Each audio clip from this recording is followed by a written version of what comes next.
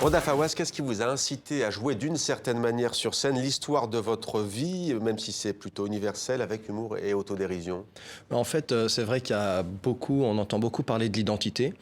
Et c'est vrai que pour moi, ce spectacle, c'est un peu une forme de légitime défense. Je trouvais nécessaire d'en parler, mais à ma manière, parce qu'il y a beaucoup de débats politiques qui se font sur cette chose-là. Il y a beaucoup de reportages, beaucoup de documentaires, et en fait, qui sont faits juste peut-être pour attiser une certaine haine, ou pour tirer profit de cette notion d'identité. Et moi, là, j'ai voulu faire un spectacle qui traite de l'identité, mais plus de la notion de conditionnement.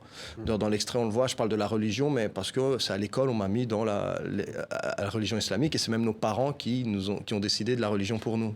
Et d'ailleurs, vous vous inspirez des identités meurtrières d'Amin Maalouf qui disait « C'est notre regard qui enferme souvent les autres dans leur plus étroite appartenance et c'est ce même regard aussi qui peut les libérer. » C'est le fil conducteur du spectacle. En fait, c'est à travers mon parcours, partout où je vais, des gens me voient parfois comme un Belge, parfois on me voit comme un Libanais, parfois on me voit comme un Parisien, parfois on me voit comme un Marocain, et même dans mon métier, on me renvoie aussi une image, voilà. Donc Ouais. c'est constamment le regard de l'autre que... C'est un leitmotiv. Alors vous campez, vous incarnez à vous seul une vingtaine de personnages. Il y a vos copains, Mohamed, il y a aussi Dorothée, il y a votre père fantasmé.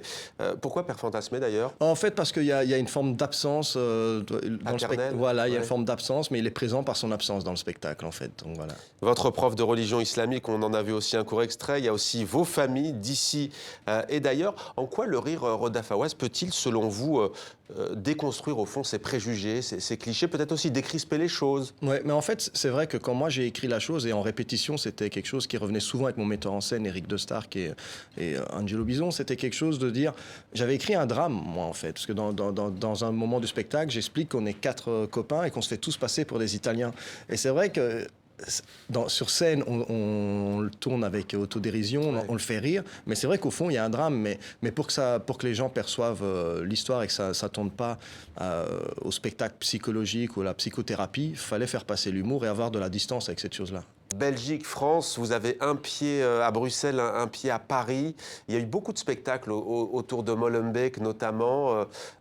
Beaucoup d'attentats ont frappé la Belgique, ont frappé la France. Comment vous, humainement, comment vous, le comédien, vous avez vécu ces événements justes? On a eu Molenbeek très stigmatisé, notamment... Beaucoup trop d'ailleurs. J'étais surpris de la réaction de la France, des médias français, parce que ça m'a rappelé ce qui s'était passé quand il y avait eu des problèmes en banlieue parisienne et que les Américains avaient fait des reportages complètement fou sur la banlieue, sur la France.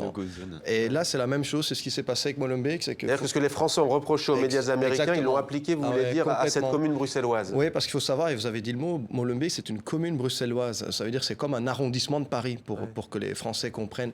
Donc, c'est pas du tout quelque chose qui est excentré. Il n'y a pas cette notion-là de banlieue en Belgique ou à Bruxelles. Et donc, c'était très marrant de stigmatiser comme ça une population. Molenbeek, c'est effectivement, c'est des quartiers différents, mais ça ne veut pas dire forcément dangereux, c'est tout. Ça s'est passé, mais c'est plus dur de se remettre en question. Donc du coup, on stigmatise. 2 fois par semaine, la classe est divisée en 3.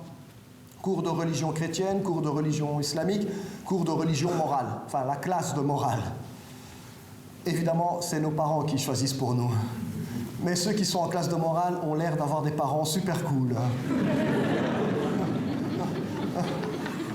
En classe de morale, ils passent leur temps à chanter, faire des dessins, jouer. On comprend pas trop le projet de cette religion, mais nous, on les envie.